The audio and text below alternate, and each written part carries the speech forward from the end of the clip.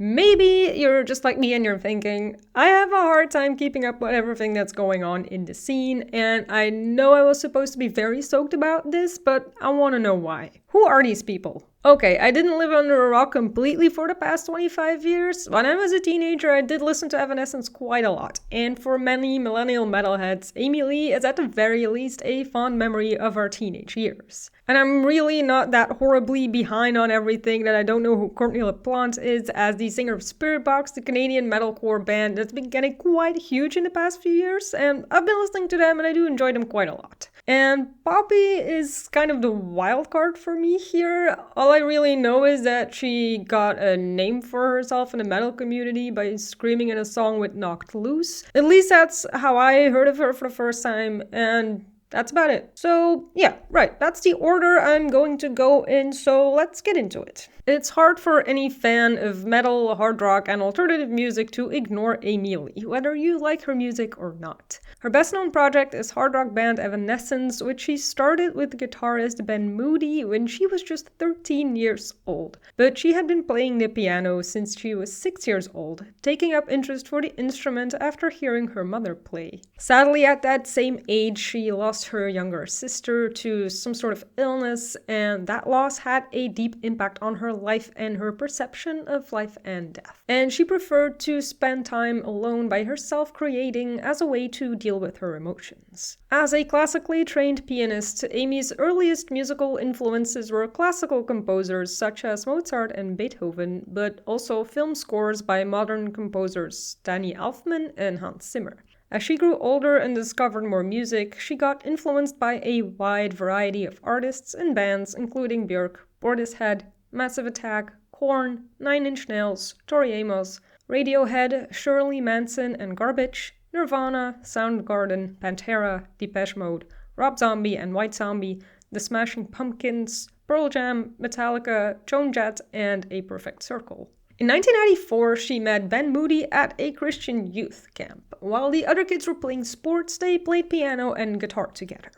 They started a band and slowly grew a following in their hometown of Little Rock in Arkansas in the United States, and they released 2 demos in 1998 and 1999. Their demo CD Origin from 2000 landed them a record deal with Wind Up Records in 2001, and their debut album Fallen was released in 2003 and would sell more than 4 million copies by January 2004. Its success driven by the huge hit singles My Immortal, Going Under, and Bring Me to Life. The male vocals by Paul McCoy of rock band 12 Stones on Bring Me to Life were forced by the label against Amy's wishes. They seem to believe a hard rock song like that with no male vocals would be unsuccessful. To be a little fair, hear me out. The band's symphonic gothic rock style of music with a powerful female vocalist was really unusual back in those days, especially in the US scene, since the overwhelming majority of rock and metal bands at that time were all men. Several magazines and music publications have noted the massive impact of Evanescence on the genre, calling the band an anomaly, breaking into the mainstream, playing a part in mainstream rock radio, opening its mind to playing a female voice, and bringing theatrics and a much-needed femininity to the hard rock boys club of the early 2000s. Others have said Amy Lee helped light the path for women in heavy music, naming her band one of the most important, influential, and relevant bands of the time, an influence that still resonates to this day.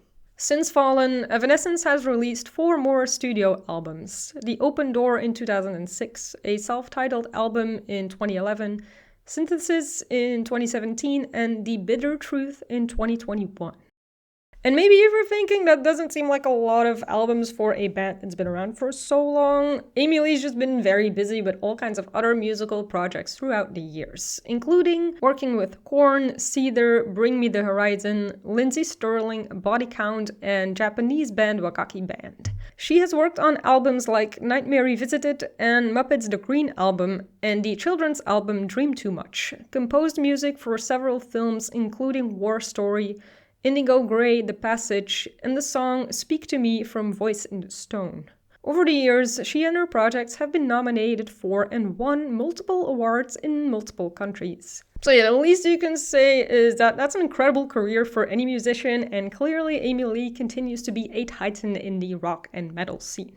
Courtney has made a name for herself as frontwoman of Canadian metal band Spiritbox. She's considered an incredibly skilled vocalist, being exceptional at both clean and harsh vocals.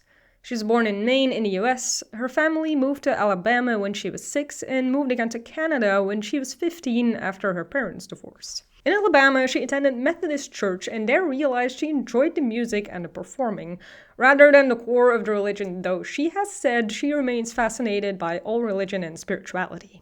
When she was 18, she and her brother Jackson formed the metal band Unicron and played music inspired by Rage Against the Machine and Audioslave at first, but later gravitated more towards progressive metalcore, influenced by bands like Protest the Hero and Between the Buried and Me.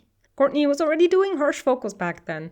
Her first experience with growls going back to hearing Cannibal Corpse when she was 5 years old, and developing an interest for these kinds of vocals while listening to nu metal as a teenager. While doing a show with Unicron, she met guitarist Mike Stringer, who was then playing for Fall in Archaea. Courtney and Jackson were impressed with his skills and recruited him to play for Unicron after Fall in Archaea disbanded.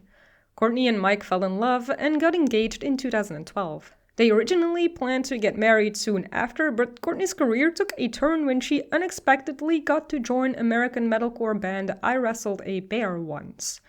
Their vocalist Krista Cameron had left the band because she was pregnant, and so Courtney, having made a name for herself with Unicron, flew out to join I Wrestled a Bear Once on their tour on short notice.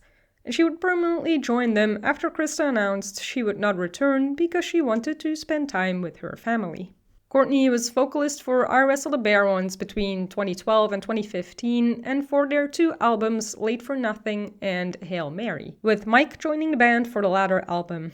They, however, became unhappy being in I Wrestled a Bear Once, officially leaving the band in 2017, and just a little later they announced their new music project, Spiritbox. Courtney and Mike got married in 2016, and for their wedding present they asked for funding for their new band. They did at first struggle to get signed a record deal and worked regular jobs in between. They planned to release their first album, Eternal Blue, in 2020 under their own label Pale Chord, but had to postpone that release to 2021 due to the COVID-19 pandemic. They did sign a partnership with their label and Rise Records in September of 2020. They have also released a few EPs and singles and their second studio album, Tsunami Sea, in 2025.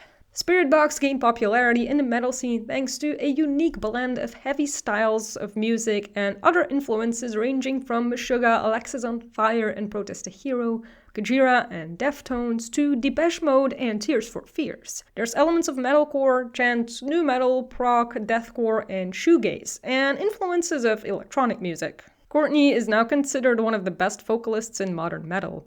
She has said her goal with Spiritbox is to have a fluid and variable sound.